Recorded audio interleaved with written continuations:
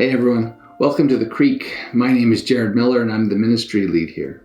And there's a great fable of a famous scientist who, upon finishing his life's greatest work, looked to the skies and boasted, "We have crossed that last line, we have made life. God is no longer necessary for our biggest questions."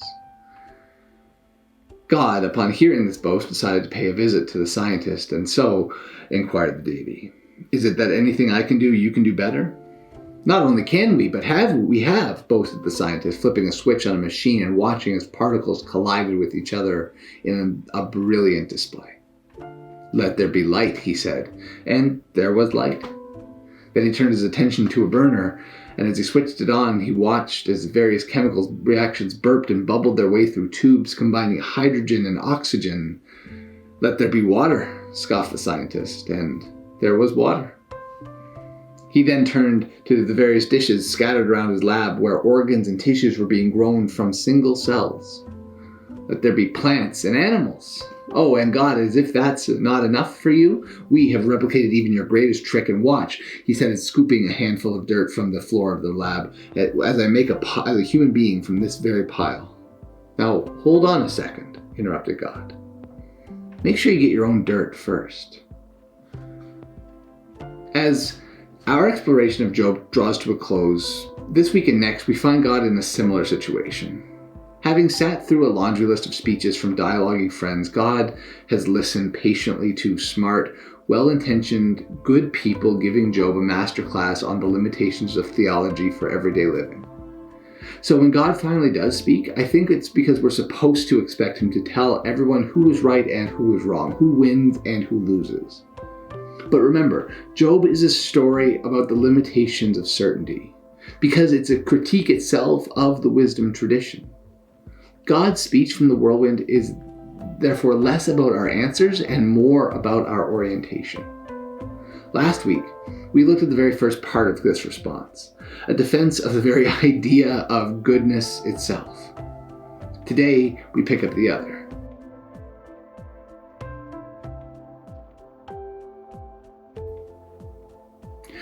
God continues to, rather than offer Job a philosophical answer to his questions, hold up a litany of examples for Job to see. Not only the reality of creation all around him, but the physical pinnacles of that creation. Behemoth, Leviathan, beasts of uncompromised size and stature who, even thousands of years after Job was put to paper, have resisted the human capacity for domestication. This is what I love most about Job's approach to the question of theodicy.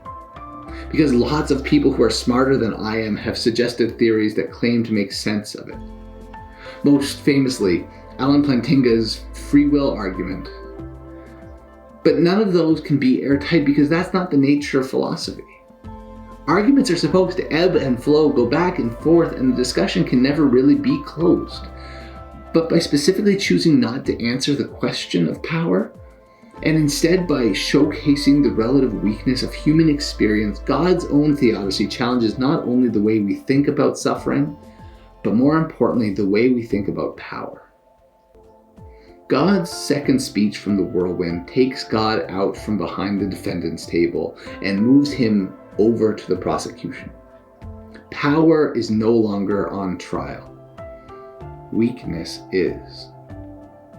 And the great work of God in the second speech to Job highlights the inevitable conclusion that any study of humankind must arrive at. We are perennially weaker than we think we are. We have only made it this far in human history because we have minds that can imagine and see a world not that is, but that could be.